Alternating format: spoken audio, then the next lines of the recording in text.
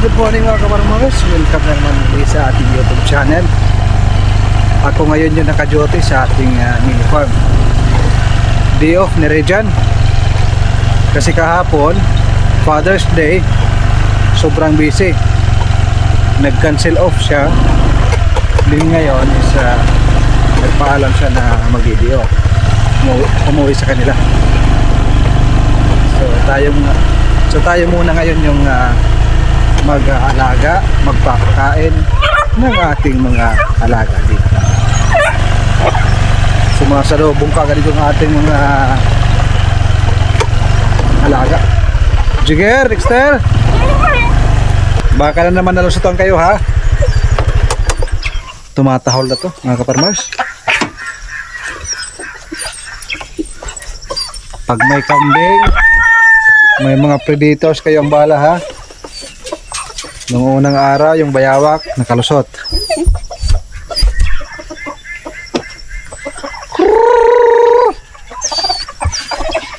Saan yung iba? Ayan, patakbuhan.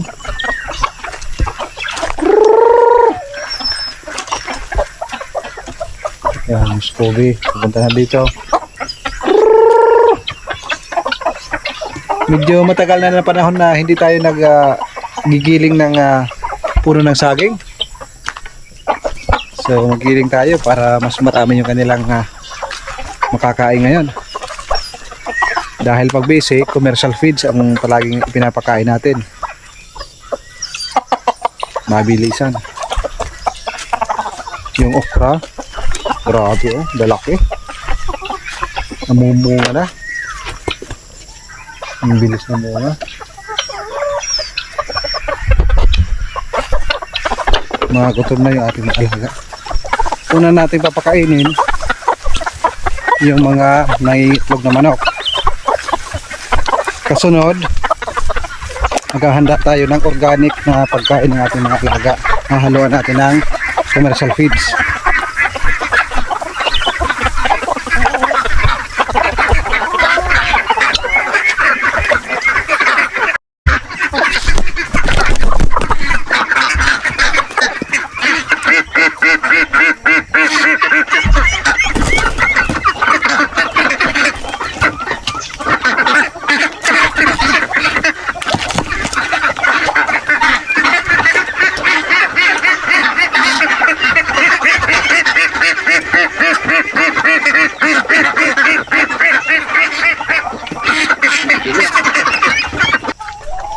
Una kong ginawa, nagbabad muna ng commercial feeds.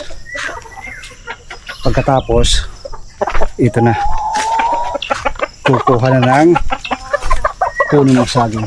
Ito napakarami ng maliliit na saha kung tawagin dito sa amin. Yan. Hindi naman maganda na napakarami yung kanyang saha. Ano ba ang tawag sa inyo yan? Ito sa amin saha. Kaya kung meron kayong extra money, nagbabala kayong pumasok sa pagpa-farming, pag-aalaga, magpatanim kayo ng napakaraming saba. Malaking tulong ho yan sa pagkain ng ating mga alaga. Giling na naman tayo ng mga organic para maraming ating bibigay.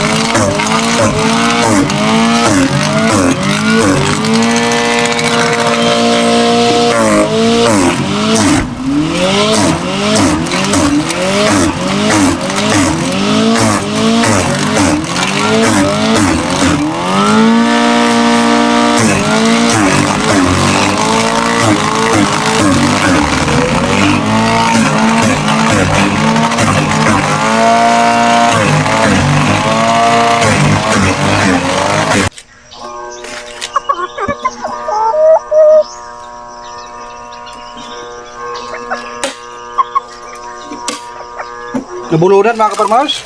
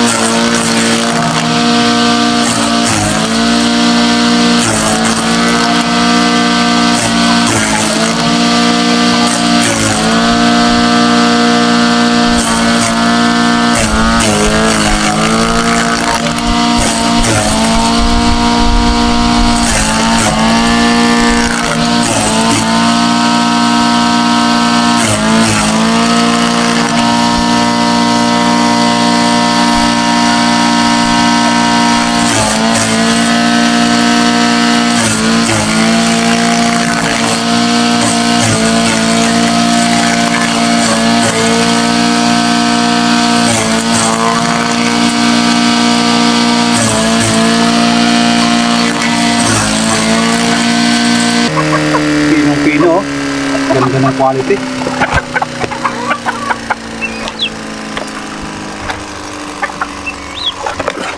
Bago ako naggiling, mayroon akong nakababad na Integra.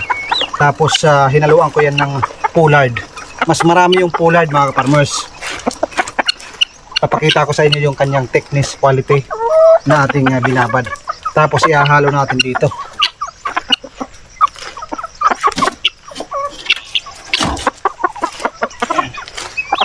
Umaambon na naman.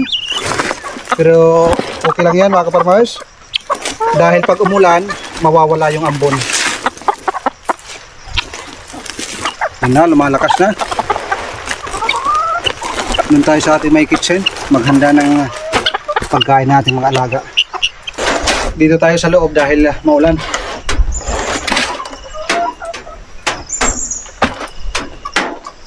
Iwalay natin yung para sa ating alagang native pigs.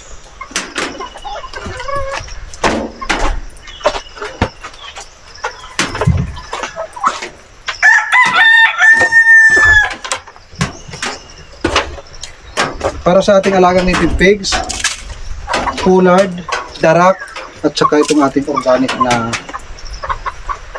pagkain. Nahalo natin yan. Kita nyo, isang balde.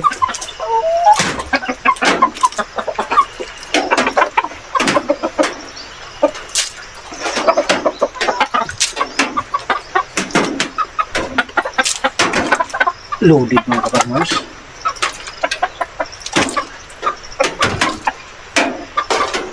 Ubos nila to kahit ganyang karami. Takpan natin dahil marami itong ating native na manok. Pinuto pa ng mga native na manok. Dito tayo maghalo kasi mas malaki ito.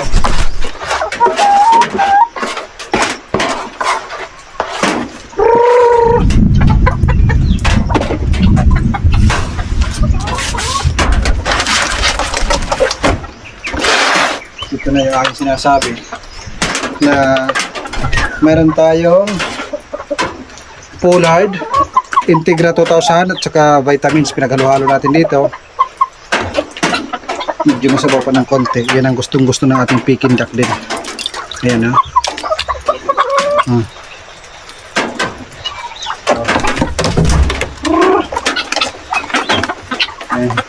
Ayan hindi gusto sa inyo. Mamaya na, mamaya. Haluin muna natin para sabay-sabay ang lahat.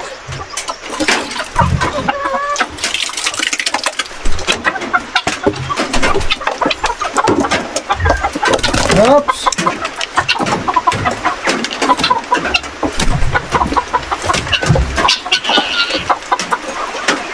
Matapos akong maghalo, wala na kayo mamaya ha.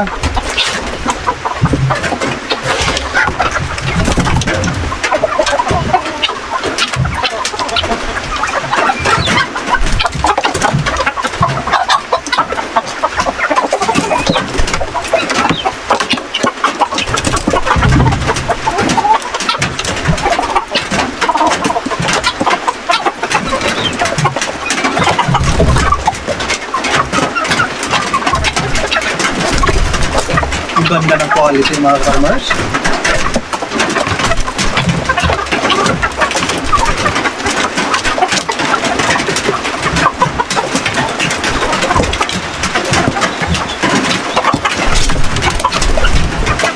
Kain lang kayo dahil mamaya wala na. Para na lang ito sa ating Peking duck. Wala namang problema dahil ito sila ay nakakagala.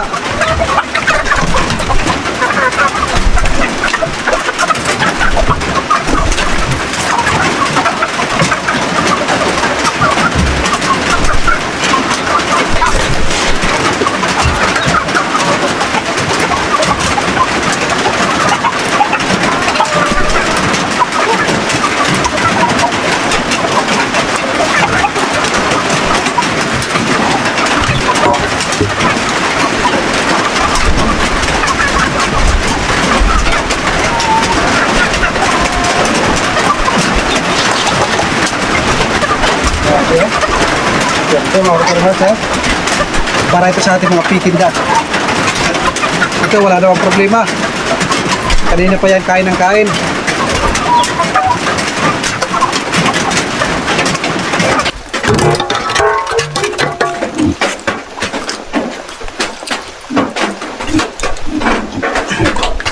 Kailangan dito pa lang paghatiin natin dahil pag doon natin ibinuhos ang gulo. Tatlong pakainan yung ating binibigay. Planggana, hindi ko alam kung anong ito, rice cooker.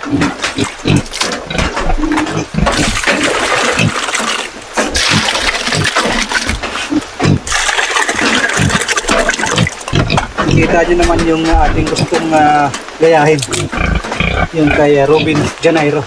Kahit hindi naman tayo umabot sa 1/2, kahit 1/8 lang.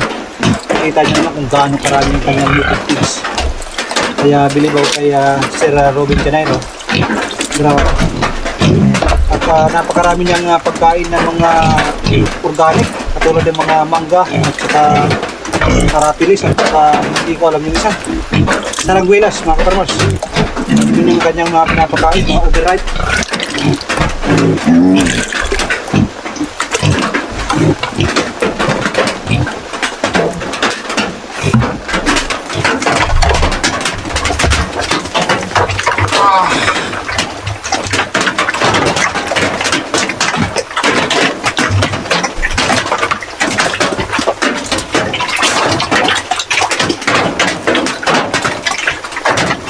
Ayaw natin ng konti para hindi mabuhos.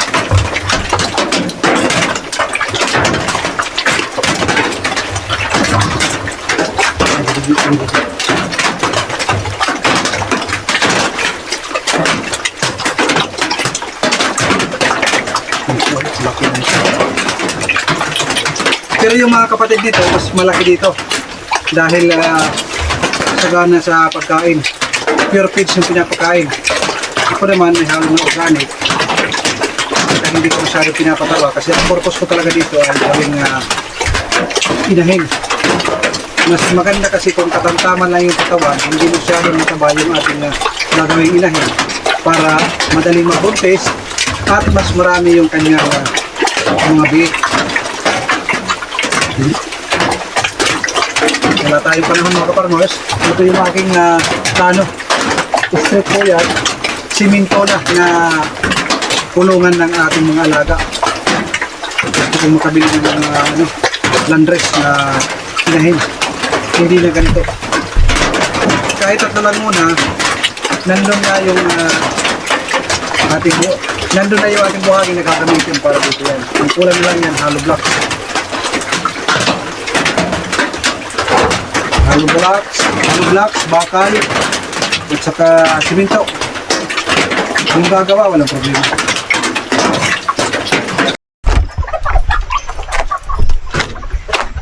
Grabe mga farmers. Ayaw tumigil ng ulan, kaya ito, magpapakain na lang tayo. Hindi naman masyadong malakas. Kailangan natin bilisan yung pagpapakain dahil mag-o-open pa ako ng flower shop.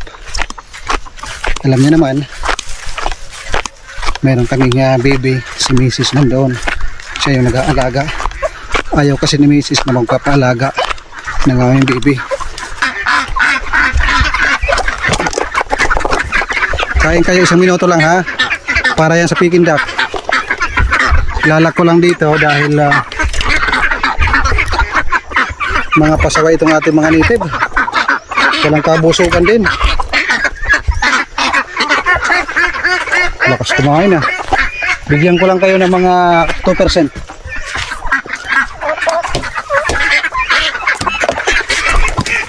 Oh, dito kayo, dito.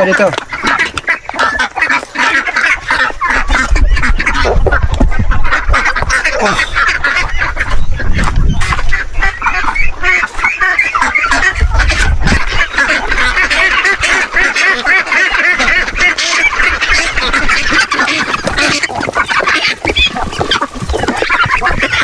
Madungis yung ating mga alaga dahil umulan. Hop! Bakit nandito yung dalawa? Labas! Labas! Galing nyo ah.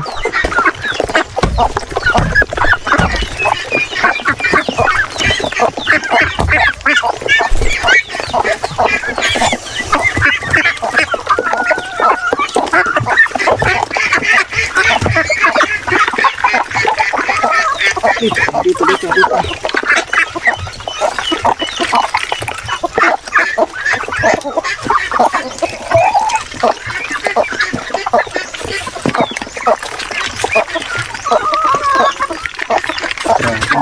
Para mas maganda to kaysa sa purong pagkain. Kasi sa purong pagkain nabubulunan sila. Mas mainam na basa, medyo yung parang lugaw na pagkain, parang yan ang gusto nila. Oh. Hindi sila nabubulunan.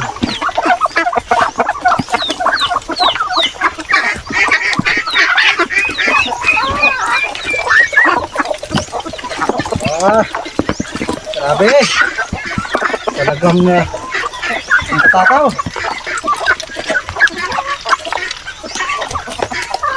Tama na. Para naman doon sa iba, yung mga nasa kulungan.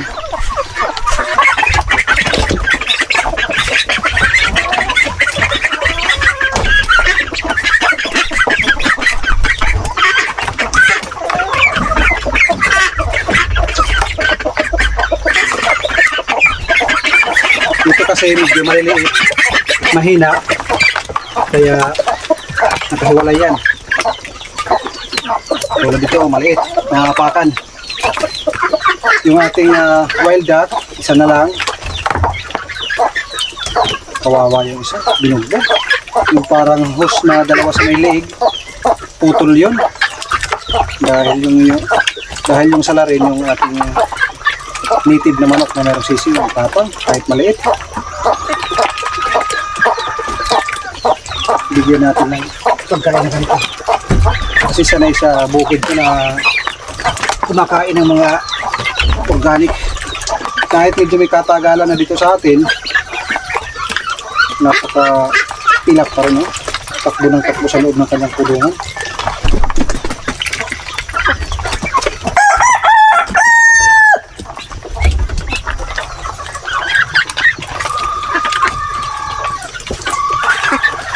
Pauwi na ako mga kaparmers.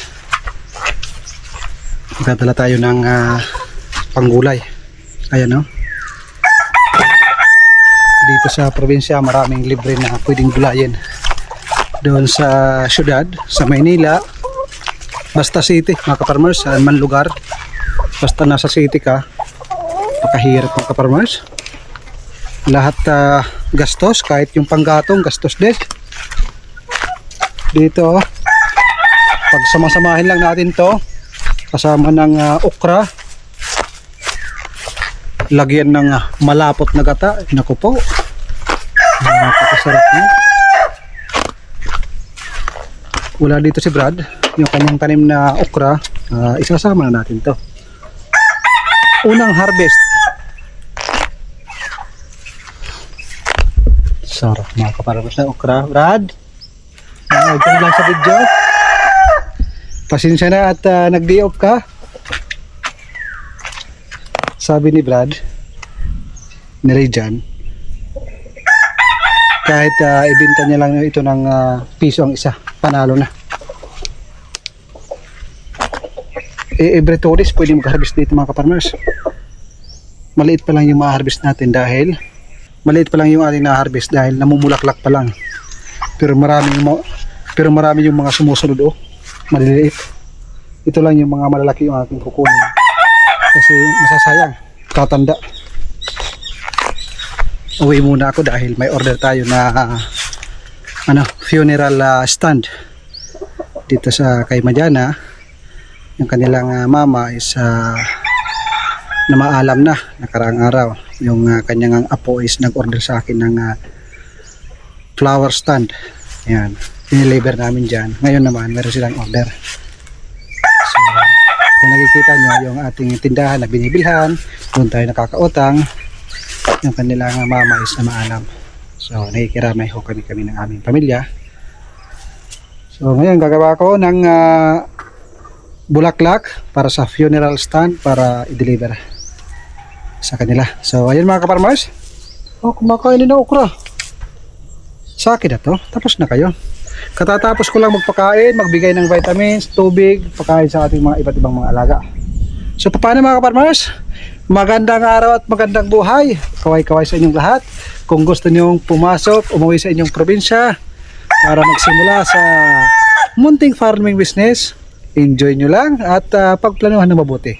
Dito nakakapagod pero darating ang panahon unlimited ang kitaan. So hindi natin alam na mayroon tayong darating na pera. Katulad dito, mga saging. Siguro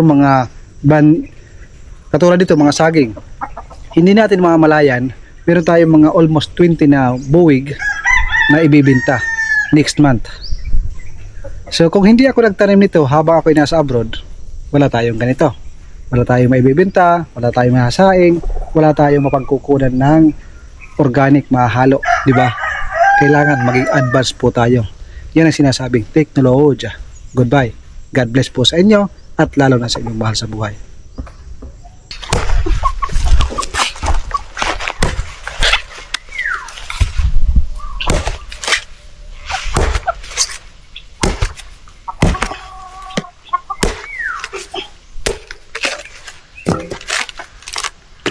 Ito yung nyug na nahulog mga kaparmers. Snack ito sa ating mga alaga.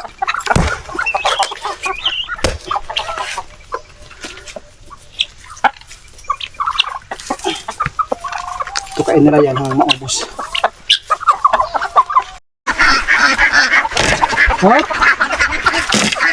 Ba't nandito kayo? Mayroon na kayo doon.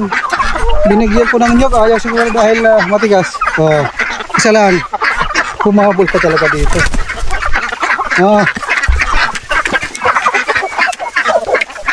Nagbiyak na ako ng nyug doon. Gusto talaga yung saging. Okay. Isa lang. Isa.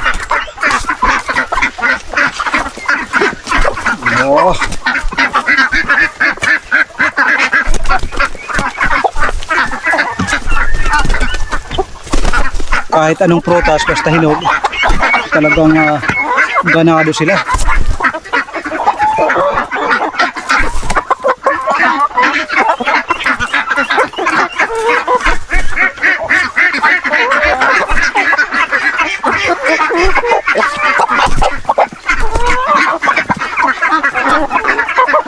Yung iba sumasakay pa. Wala na, balat na lang. Bigyan din natin yung ating picking duck.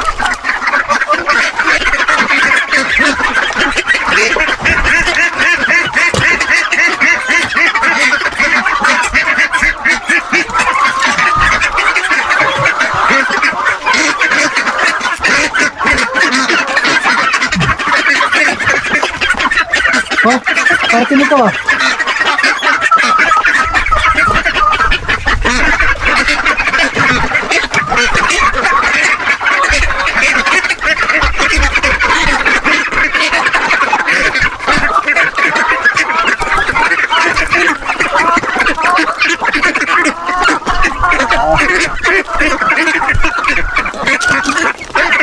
Pwede pa naman ito iloto, pero napakarami sa bahay, sabi. Kaya mas kayo na magpakala natin sa ating mga alaga. Bawat punta ko dito, nagdadala ko ng isang piling.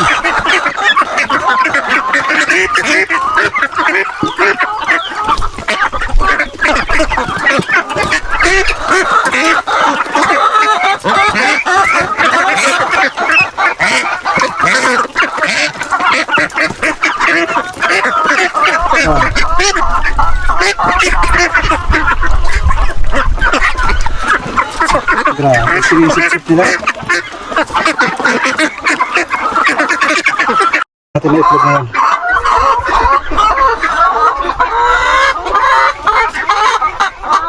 Kanina, marami yung habon. Yung para maliit na insekto. Pero ngayon, nawala.